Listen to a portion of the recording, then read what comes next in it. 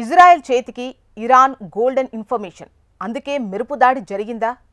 Iran చేపట్టే ప్రతి అణు కదలికపైన ఇజ్రాయెల్ నిఘా ఉంది. అది న్యూక్లియర్ బాంబుకు సంబంధించిన డిజైన్కు సంబంధించి కీలక ప్రయోగం చేసింది అనే ఇన్ఫర్మేషన్ టెల్ అవీవ్ నాయకత్వానికి చేరింది. దీంతో టెహ్రాన్ తలుచుకుంటే కొన్ని వారాల్లో అణుబాంబులను రూపొందించగలదని నిర్ధారణకు వచ్చింది. ఇక ఏమాత్రం ఉపేక్షించినా తమ అస్తిత్వానికి ముప్పు వాటిల్లుతుందని ఇజ్రాయెల్ ముందస్తు దాడులకు దిగింది. టైమ్స్ ఆఫ్ ఇజ్రాయెల్ కథనంలో ఈ వివరాలు పేర్కొన్నారు. ఆయుధ శ్రేణి యురేనియం నుంచి ఓ పేలుడు పరికరం మార్చేందుకు అవసరమైనటువంటి పరికరాలను సిద్ధం చేయడం కోసం పలు వర్కింగ్ గ్రూపులను ఇరాన్ ఏర్పాటు చేసిందని ఆ ఇంటెలిజెన్స్ నివేదిక వెల్లడించింది.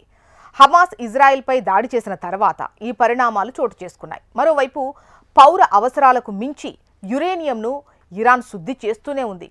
మేలో అటామిక్ ఎనర్జీ సంస్థ ఇచ్చినటువంటి నివేదిక ప్రకారం ప్రస్తుతం ఇరాన్ వద్ద ఉన్న యురేనియం మరింత శుద్ధి చేస్తే 9 అణుబాంబుల తయారీకి సరిపోతుందని పేర్కొన్నారు. ఈ క్రమంలో ఇజ్రాయెల్ తొలి దాడిలోనే అనుభవజ్ఞులైనటువంటి ఇరాన్ అణు సైంటిస్టులను అంతం చేసింది.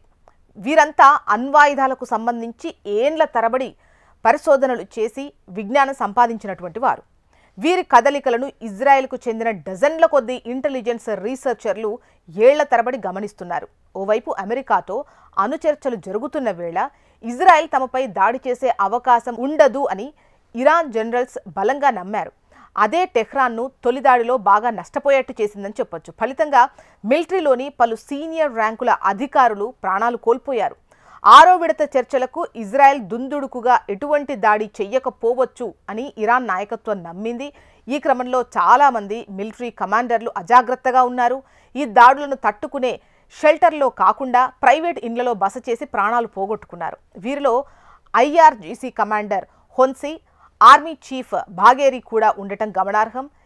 ఇజ్రాయెల్ ఈ మీటింగ్ జరుగుతున్న బంకర్ పైన బాంబులు వేసింది. దీంతో అతడితో పాటు సీనియర్ సిబ్బంది చనిపోయారు. తమ ప్రభుత్వంలో ఉన్న ఇజ్రాయలీ కోవట్లను చూసి షాక్ అవ్వడం ఇరాన్ వంతైంది.